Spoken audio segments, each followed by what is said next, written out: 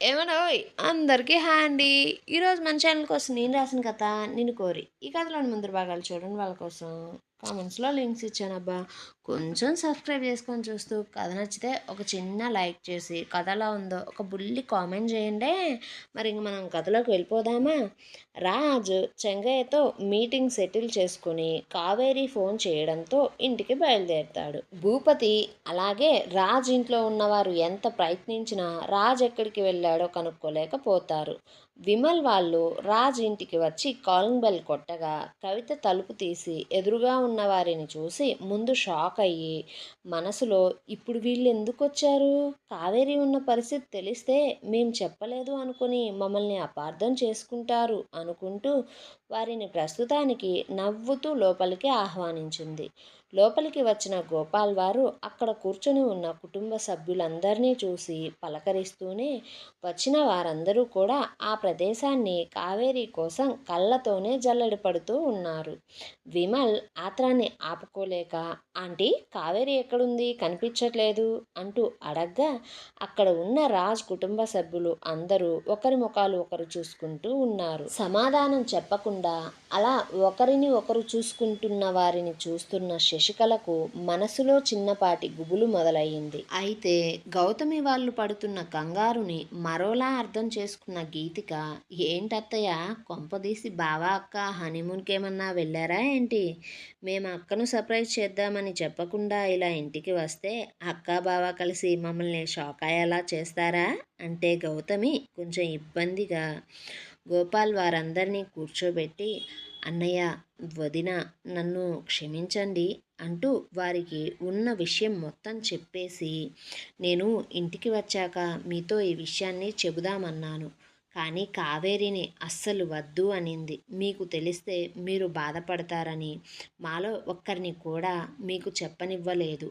తను పైన గదిలో ఉంది, ఇప్పుడే టిఫిన్ తినిపించి కిందికి వచ్చా అంటూ చెప్పగా గౌతమి మాటలు విన్న కావేరి కుటుంబ సభ్యులు బాధపడుతుంటే విమల్ మాత్రం అక్కడి వారితో సంబంధం లేదు అన్నట్లు, ఆంటీ అసలు మీరు ఇలా ఎలా చెప్తారు?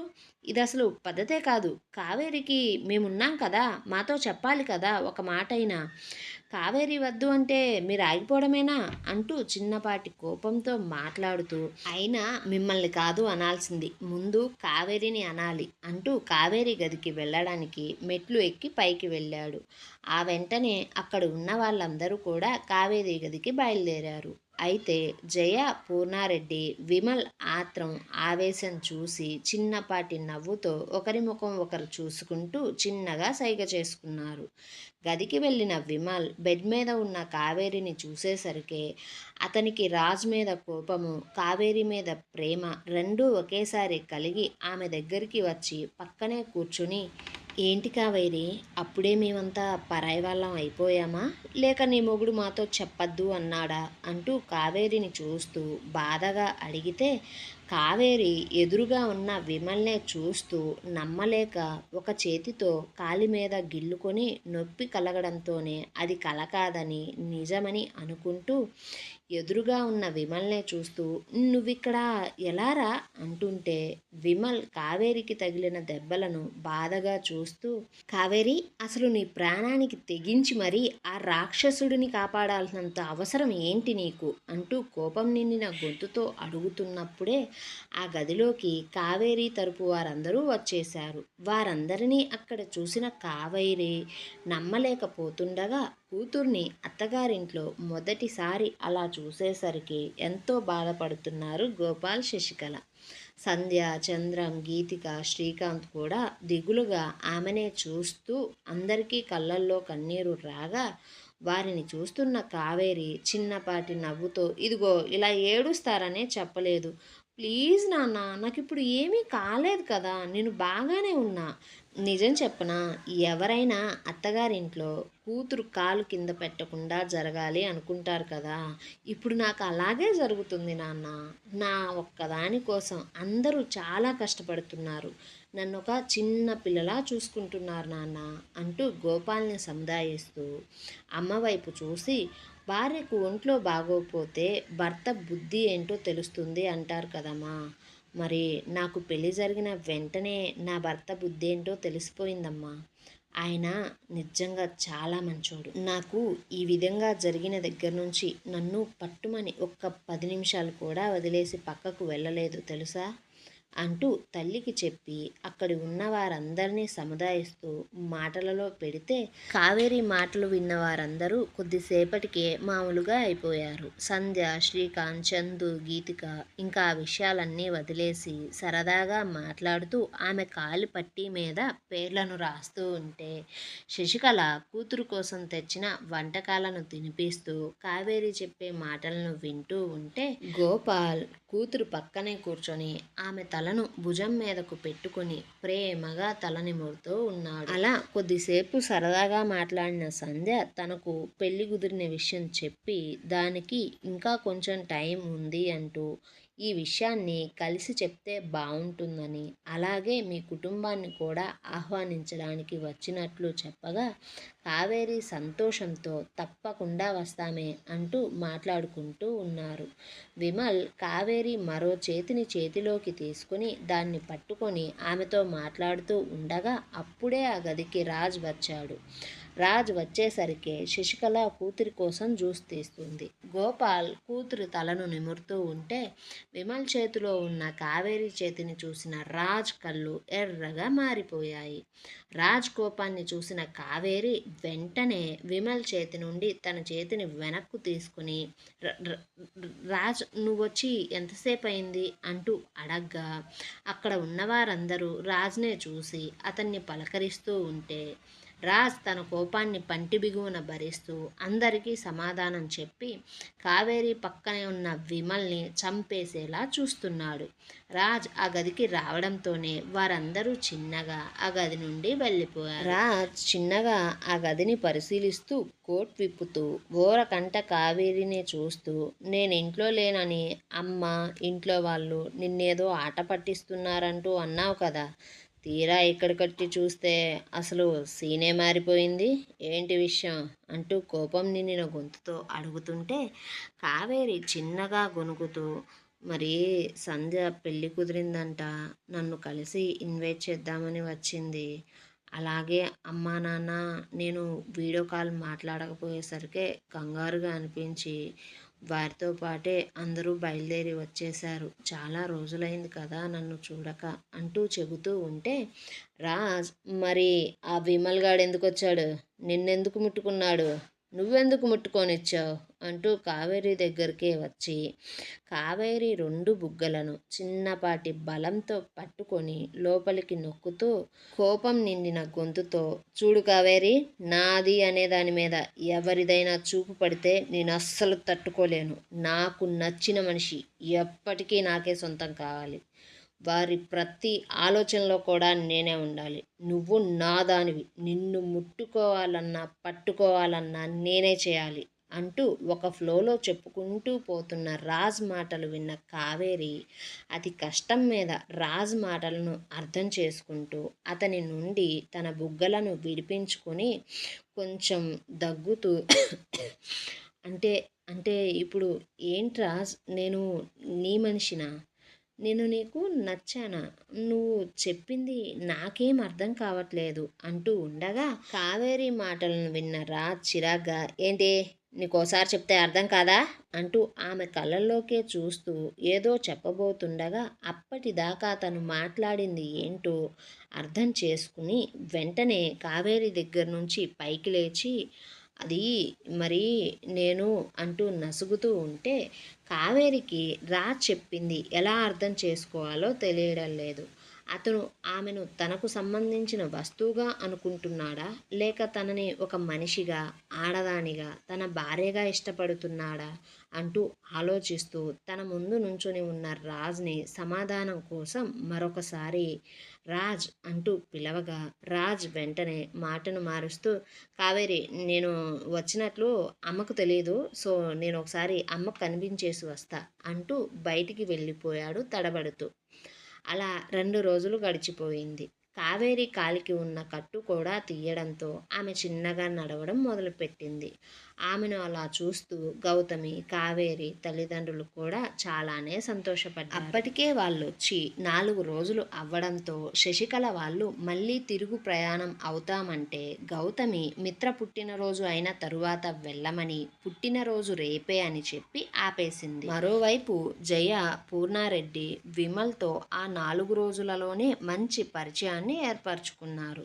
వారికి విమల్ మనసులో కావేరి ఉంది అనే విషయం అర్థమయ్యింది. దాంతో వారు మిత్ర పుట్టినరోజున కావేరిని విమల్కి సొంతమయ్యే ఏర్పాట్లను చేస్తామని చెప్పడంతో విమల్కి వారెలాంటి వారో అర్థమయ్యి తన కావేరి తనకు దక్కేలా చేస్తే వారు ఏది చెబితే అది చేస్తా అనడంతో జయ రాజ్ని చంపడానికి విమల్ని సాయం అడగ్గా విమల్ రాజ్ తనను ఎంతగా అవమానించాడో గుర్తు చేసుకుంటూ గన్ పెట్టి ఎలా బెదిరించాడో తలుచుకుంటూ రాజ్ అనేవాడు ప్రాణాలతో ఉంటే కావేరి ఎప్పటికీ తనకు దక్కదు అనుకుని సరే అని వారి ఒప్పందానికి ఒప్పుకున్నాడు. మరోవైపు విజయ అమ్ముని ఒక్క నిమిషం కూడా వదలకుండా ఆమెతోనే ఉంచుకొని ప్రతి నిమిషం అమ్ముకి కాపలా కాస్తూ ఉంది. ఆ ఇంట్లో జరిగే విషయాలన్నిటినీ ఒక కంట గమనిస్తూనే ఉంది.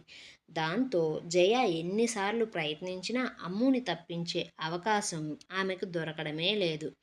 రాజ్ కావేరితో అలా మాట్లాడిన దగ్గర నుండి తన మనసులో పదే పదే తనను ప్రశ్నించుకుంటూ పని మీద శ్రద్ధ తగ్గించేస్తూ ఉన్నాడు. రాజ్లో వచ్చిన మార్పును గమనించిన వినీత్ రాజ్ను విషయం అడగ్గా రాజ్ వినీత్తో ఉన్నది ఉన్నట్లు శోభనం రోజు నుండి ఆ రోజు వరకు అంతా చెప్పేశాడు. దాన్నంతటినీ విన్న వినీత్ నవ్వుకుంటూ నీకు ప్రేమదోమ కుట్టింది గురో అనగానే రాజ్ వినీత్ మీదకు చేతిలో ఉన్న పెన్ విసిరేసి ఎక్కువ మాట్లాడితే చంపుతారా అంటూ కోపం చూపించగా వినీత్ అరే గురు నువ్విప్పుడు నన్ను కొట్టినా చంపినా సరే ఇది నిజంరా బాబు, నీకు కావేరి అంటే మొదట్లో కోపమే ఉండేది, కానీ ఈ 2 నెలల మీ పెళ్లి ప్రయాణంలో ఎప్పుడైనా ఆమెను ఏడిపించావా, కొట్టావా, గట్టిగా కోపడ్డావా, నీ కోపం తీర్చుకోవడానికి ఆమెను శారీరకంగా ఇబ్బంది పెట్టావా? లేదు. ఎప్పుడు చూడు చిన్నపిల్లలు చాక్లెట్స్ కోసం కొట్టుకుంటున్నట్లు ఆ రూమ్లో వస్తువుల కోసం, ప్లేస్ల కోసం, దిండ్ల కోసం, దుప్పట్ల కోసం కొట్టుకుంటూనే ఉంటారు కదరా. కానీ ఎప్పుడైతే కావేరి తన ప్రాణాలకు తెగించి నిన్ను కాపాడిందో అప్పటి నుండి నువ్వు కావేరి గురించి ఆలోచించడం మొదలుపెట్టావు రాజ్. అది నీకు తెలియడం లేదురా. సరే, తను హాస్పిటల్ నుండి ఇంటికి వచ్చిన తర్వాత ఎప్పుడైనా నువ్వు తనతో చిన్నగా అయినా గొడవ పడ్డావా? అంతకుముందు మీ మధ్య ఉండే చిన్న చిన్న ఆర్గ్యుమెంట్స్ అయినా సరే నువ్వు తనతో చేశావా అంటూ అడగ్గా రాజ్ దూరంగా ఉన్న కిటికీ నుంచి ఆకాశాన్ని చూస్తూ లేదురా, పడలేదు, ఇంకా ఎక్కువగానే నేను తనతో దగ్గరగా ఉన్నా అంటూ మొన్న విమల్ని చూసినప్పుడు వారిద్దరి మధ్య జరిగిన సంఘటనను చెప్పడంతో విమల్ నవ్వుతూ అది నువ్వు ఆమె మీద చూపించే కోపం కాదురా, గొడవ అంతకన్నా కాదు, నీకు తనంటే పొసెసివ్నెస్ వచ్చింది. నీ నుండి ఎక్కడ కావేరిని ఆ విమల్ గాడు దూరం చేస్తాడేమోనన్న భయం కూడా వచ్చింది. అదేరా ప్రేమంటే అనడంతో రాజ్ చిన్నగా విమల్ వైపు వచ్చి అతని చేతిని మెలిపెట్టి ఏంట్రా ఊరుకుంటుంటే ఏదేదో చెప్పేస్తున్నా, నువ్వేమన్నా ప్రేమ గురువు అయిపోయావా, లేకపోతే ఏమన్నా హార్ట్ డాక్టర్ ఏమన్నా అయ్యావా అనడంతో వినీత్ ఆ చేతిని విడిపించుకుని రాజ్ ఇదిగో ఈ కోపము, ఈ మొండితనము, అహంకారము, అధికారాన్ని పక్కన పెట్టి కొంచెం స్థిమితంగా నీ మనసును ప్రశాంతపరుచుకొని ఆలోచించరా, నీకే తెలుస్తుంది కావేరి మీద నీకు ఎలాంటి ఫీలింగ్స్ ఉన్నాయో. అప్పుడు నేను చెప్పేది నిజమో కాదో అర్థమవుతుంది. నీకు పెద్ద సమయమేమీ పట్టదు. ప్రేమ అయితే తనతో మంచిగా ఉండు. కాదు నీకు తన మీద ఉంది కోపమే అని తెలిస్తే తనతో నువ్వు ఎప్పుడు ప్రవర్తించేలా రాక్షసుడిలా ప్రవర్తించు అంటూ చెప్పి వెళ్ళిపోయాడు. వినీత్ మాటలు అన్నీ విన్న రాజ్ ఆలోచనలో పడ్డాడు. కావేరి కూడా రాజ్ మాటల గురించే ఆలోచిస్తూ ఉంది. మారిన తన ప్రవర్తన గురించి, అతని స్వభావం గురించి తెలుసుకునే పనిలో పడి రాజును అర్థం చేసుకోవడానికి ప్రయత్నిస్తూ తన బంధాన్ని నిలుపుకోవడానికి ఒక అడుగును వేద్దామని మనస్ఫూర్తిగా నిర్ణయించుకుంది. అలా ఆ రోజు మిత్ర బర్త్డే పార్టీ చాలా గ్రాండ్గా ఏర్పాట్లను చేశారు. చాలామంది గెస్ట్లనే పిలిచారు. అలాగే జయ ఏర్పాటు చేసిన మనుషులు కూడా ఆ పార్టీకి వచ్చారు.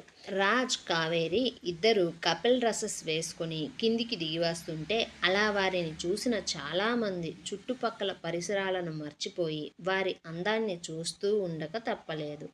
కావేరికి చేతికి ఉన్న కష్టుని దృష్టిలో పెట్టుకొని రాజ్ ప్రత్యేకంగా ఆమె కోసం హాఫ్ షోల్డర్ డ్రెస్ని డిజైన్ చేయించారు. ఎప్పుడూ సాంప్రదాయమైన దుస్తులు వేసుకునే కావేరి అందులో కొంచెం హాట్గా కనిపిస్తూ ఉంది. ఆమెకు అలాంటి బట్టలు వేసుకోవడం కొత్త అవ్వడం వల్ల అందులో ఇబ్బంది పడుతూ ఉంది. పార్టీ మధ్యలో ఆమె ఇబ్బందిని గమనించిన రాజ్ ఆమెకు తన కోట్ని తీసి కప్పి ఆమెతో పాటే చిన్నగా నడుస్తూ గెస్ట్లను పలకరిస్తూ ఆమెకు తోడుగా ఉన్నాడు. వారి అన్యోన్యతను చూసిన అయిన వారందరూ మురిసిపోతుంటే జయ, పూర్ణారెడ్డి, విమల్ కళ్ళు మాత్రం ఓర్వలేకపోతున్నాయి. ఇంతలో కేక్ కటింగ్ అంతా అయిపోయింది. జయ వాళ్ళు వేసిన ప్లాన్ అమలు జరగడం మొదలైంది. కావేరి తాగిన కూల్ డ్రింక్లో నిద్ర మాత్రలు కలపడం వల్ల ఆమెకు నిద్ర రావడం మొదలయ్యి ఆ విషయం అక్కడ ఉన్న వారితో చెప్పి తన గదికి వెళ్ళిపోయింది. మిత్ర, కుందన్ కొంచెం ప్రైవసీగా ఒక రూమ్లో మాట్లాడుకుంటూ ఉన్నారు. కుందన్ మిత్రను కిస్ చేసి ఆమె చేతికి అతను తెచ్చిన రింగ్ను బర్త్డే గిఫ్ట్గా తొడిగాడు. అయితే అది భావన కన్ను దాటిపోలేదు. ఇంతలో కావేరిని వెతుక్కుంటూ తన ప్లాన్ ప్రకారం కావేరి రూమ్కి విమల్ వెళ్ళి లైట్ని ఆఫ్ చేసి రూమ్లో ఒక మూలన దాక్కొని ఉన్నాడు. ఏమండోయ్, మరి ఇప్పుడు కథలో ఎలాంటి మలుపులు తిరిగిపోతున్నాయో తెలుసుకోవాలంటే మన ఛానల్ని సబ్స్క్రైబ్ చేసి ఈ వీడియోని లైక్ చేసి ఎలా ఉందో చిన్న కామెంట్ చేయండి అబ్బా కొంచెం.